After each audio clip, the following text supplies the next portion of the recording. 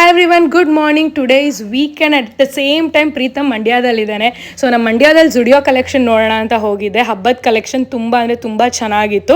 So ಏನು shop ಮಾಡಬಾರ್ದು ಅಂತ ಕ್ವೈಟ್ ಅ ಲಾಟ್, ಅಂದರೆ ಸ್ವಲ್ಪ ಕ್ವಾಟ್ ಸೆಟ್ಟು ವಿಡಿಯೋದಲ್ಲಿ ಏನು ನೋಡ್ತಿದ್ದೀರಾ ಅದೆಲ್ಲ ಶಾಪ್ ಮಾಡಿದೆ. ನೆಕ್ಸ್ಟ್ ಊಟಕ್ಕೆ ಲಂಚ್ಗೆ ಶರದಿ ನಮ್ಮನ್ನು ಜಾಯ್ನ್ ಆದ್ಲು. ಸ್ಟೇಡಿಯಂ ಆಪೋಸಿಟಲ್ಲಿರೋ MN ದೊನ್ನೆ ಬಿರಿಯಾನಿಗೆ ಹೋಗಿದ್ವಿ. ತುಂಬಾ ಟೇಸ್ಟಿಯಾಗಿತ್ತು. We had food. ಸೊ ಅಲ್ಲಿಂದ ತಿನ್ಕೊಂಡು ನೆಕ್ಸ್ಟ್ ಸ್ಟಾಪ್ ನಮ್ಮ ಅಕ್ಕ ಮನೆಗೆ ಬಂದೆ. ಯಾಕಕ್ಕ ಏನಾಯ್ತು?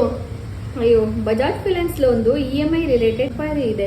ಏನ್ ಮಾಡೋದು ಅರ್ಥ ಆಗ್ತಿಲ್ಲ. ಅಯ್ಯೋ, ಅದಕ್ಕೆ ಯಾಕಕ್ಕ ತಲೆ ಕೆಡ್ಸ್ಕೊತೀಯ? ಬಜಾಜ್ ಫೈನಾನ್ಸ್ ಅವ್ರದ್ದು ಸಪೋರ್ಟ್ ಇದೆಯಲ್ಲ.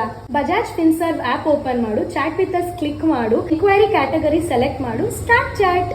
ಬರೀ ಇಷ್ಟೇನಾ? ಇಷ್ಟ ಈಸಿನಾ? ಹೌದು, ಇನ್ಸ್ಟೆಂಟ್ ಆಗಿ ರಿಪ್ಲೈ ಬೇಕು ಅಂದ್ರೆ FAQs ಕೂಡ ಇದೆ. Newly help and support frequently asked questions ಹೋಗಿ ಕ್ಯಾಟಗರಿ ಚೂಸ್ ಮಾಡು.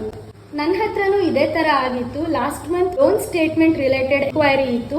ಇಮಿಡಿಯೇಟ್ ಚಾಟ್ ಮಾಡಿದೆ, ಸಾಲ್ವ್ ಆಯ್ತು. ಓ, ಅರ್ಥ ಆಯ್ತು. ಫಸ್ಟ್ ನಾನು ಆಪ್ ನಲ್ಲಿ ಚಾಟ್ ಮಾಡ್ತೀನಿ. Thank you Anusha.